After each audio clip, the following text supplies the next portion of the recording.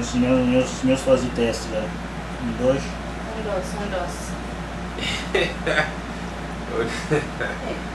Um, dois. Ele diz que funciona, então. Pensa que quiser. Mic check. Pensa hoje que começa. Isso nunca é questo, non è nato missionario, ma... Vai, que ele está grava. Tá bem de boa com tudo. Alô? Não. Ok.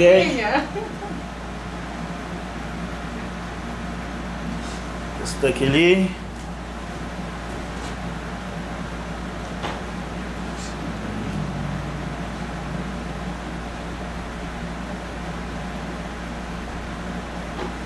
Ok.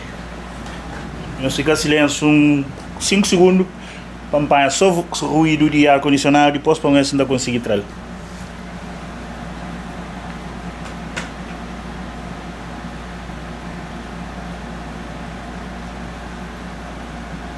Não soube.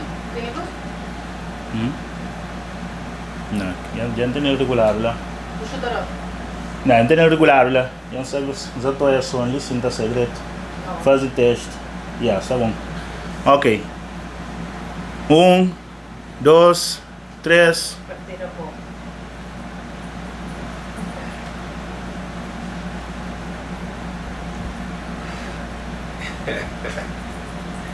Ai, cara. Pronto? Já se move aquele que está ficando entre meio os dois.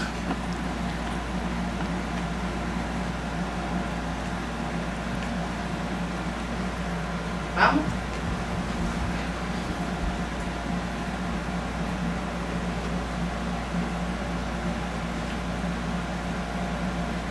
Olá pessoal, bem-vindo a mais um episódio de Form Podcast, um podcast feito dedicado para o bola de casa, para trazer diferentes pessoas que têm diferentes passados, para trazer mais informações para nós e testar essas experiências.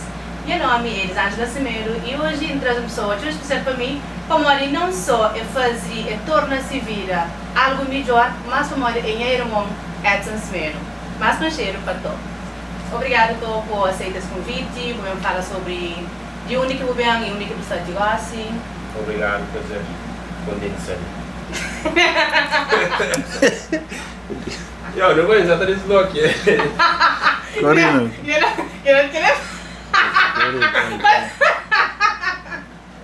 Mas não começa por conta. Certo, onde eu começo? Mas não casa porque ainda não sou ali. Se non rispondi con ciò che se non rispondi da quota da cosa di voi. Não, Yeah. mas eu vou fazer o daí eu assim. Ok, muito obrigada. Ok. Você é muito stiff. No, yeah, it's a sorte. Sha, noi.